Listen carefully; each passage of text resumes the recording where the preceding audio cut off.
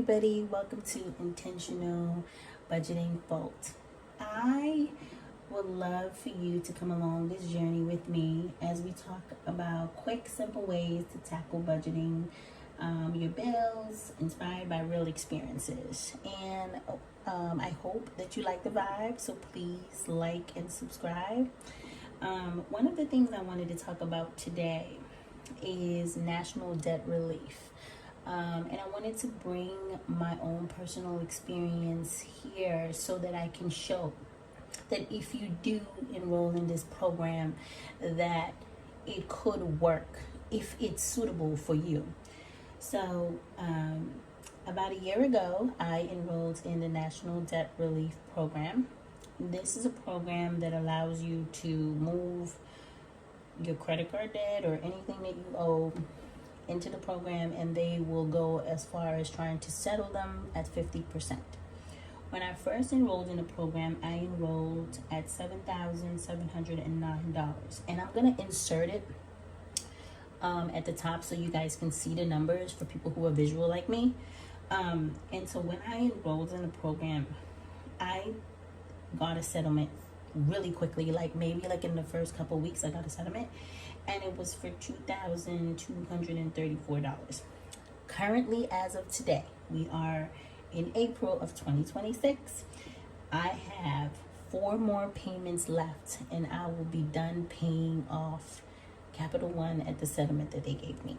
What happened was, when I enrolled in the program, that $7,000 that I enrolled in, I did not have to pay that $7,000. I started negotiating the accounts that were very, very small in the account with them on the outside. And I know that's not an approach that they encourage you to do, because you don't want to be negotiating and messing up what's going on in the program.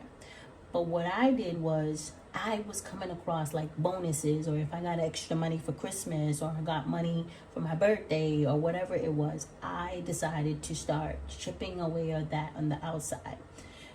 When I was doing that, I realized that I wasn't getting the 50% for those small ones yet. The only offer that I got first was for the Capital One. So then I started chipping away at those, pay those off, finish those, and then that was it. And then I called into National Debt Relief and I said, hey, can you guys please remove it out of the account? They'll give you the spin. They'll say, if you remove it, if you get sued, we have no control over that, and And that's fine. At that point when I'm calling you, I was probably at my last payment, or I had already completely paid it off.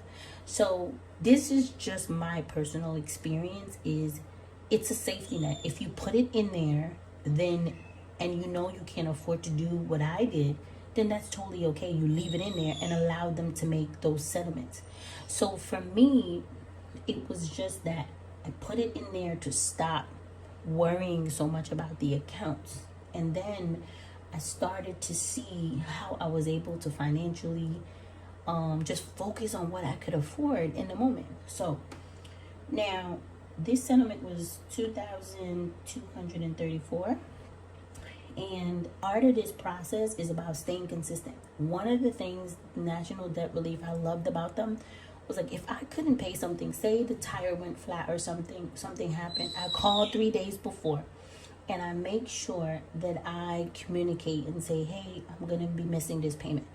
What I knew that was key was that you must pay the settlement agreement payment. Don't fall behind on that.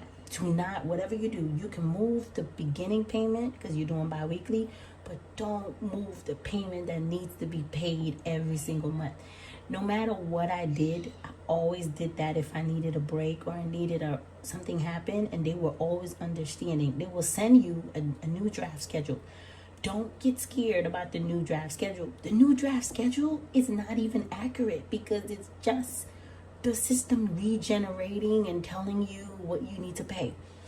There was never a time that I paid attention to the draft schedule, because for me, the draft schedule was yeah, you're going to pay. This payment's going to move to this one, and this payment's going to move to that. But in my mind, as long as I was paying what was due, that was the counts that I was counting on my own.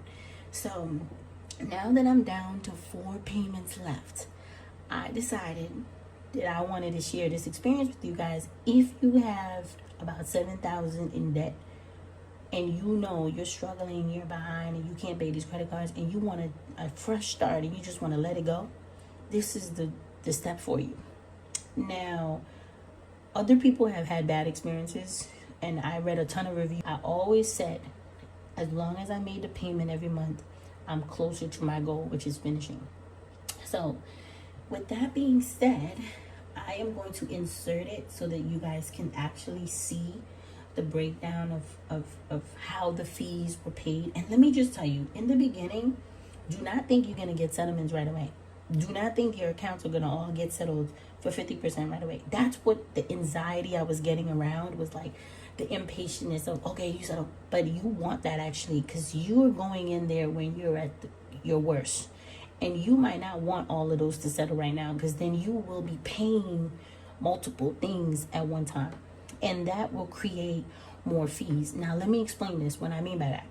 Every account that they settle on, they are collecting fees. So they might do 50%, but then they have their own fees for each account. So what I did was paying off the ones on the outside. It eliminated the fees that I would have to pay with them.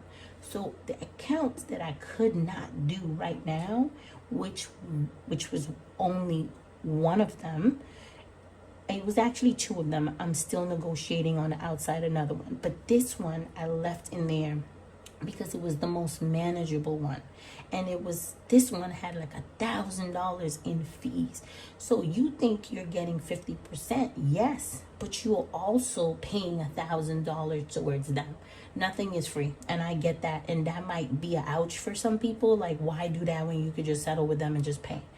But I think for me, this situation just worked, and it might not be ideal to some people. Just settle on the outside like you did the other. Yes, because I could afford